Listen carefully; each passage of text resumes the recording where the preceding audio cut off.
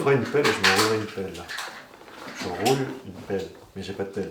Du coup, tu roules un tablier. Je roule pas grand chose.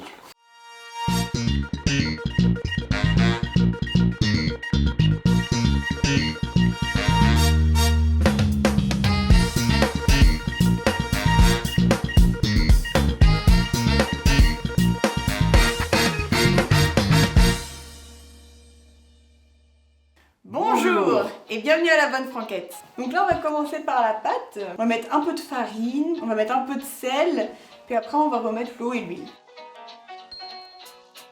Donc là la farine. Hop. Alors tout doucement l'eau, un tout petit peu au début.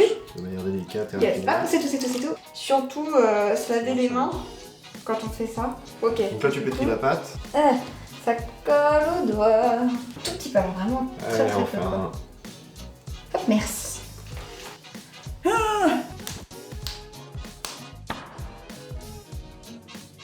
Mets un petit peu de farine sur la pâte, sur la plaque, pour pas que la pâte ne colle.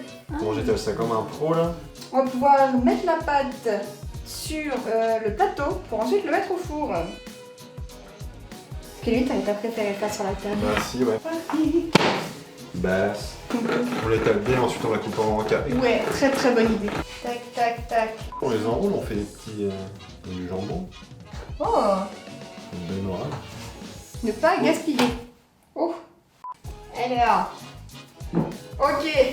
Comme normalement la flamenco est carrée, nous on l'a fait carré comme ça, on a vu qu'un moule en fait en rond. Du coup, il nous reste un surplus de pâte et on pourra, avec ces surplus de pâte là, refaire une deuxième petite flamenco. Et maintenant nous passons à la garniture. On va émincer des oignons, 2 gros oignons.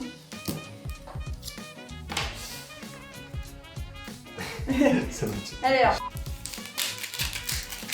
Est-ce que tu veux que je t'aide? Non. Est-ce que tu veux que je t'aide?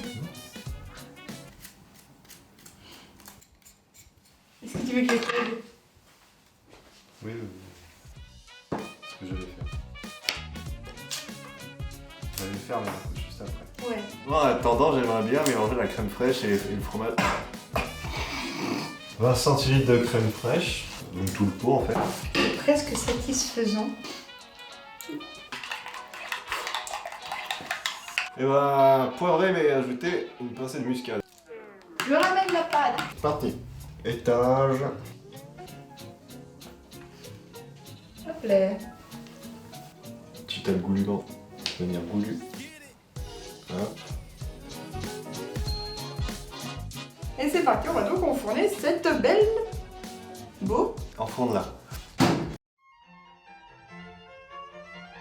Comme beaucoup le savent, le flammekuche et non pas la flammekuche est un plat traditionnel alsacien. À l'époque, on cuisait le flammekuche dans les fours à pain lorsque ceux-ci étaient trop chauds pour faire cuire le pain. Les ingrédients peuvent aussi varier en fonction d'un village à l'autre, puisque chacun avait sa petite recette, son petit ingrédient mystère qui donnait tout le goût à la préparation. Aujourd'hui, plutôt consommé avec un verre de vin blanc, il était autrefois accompagné d'un verre de schnapps, une eau de vie traditionnelle d'Alsace-Moselle.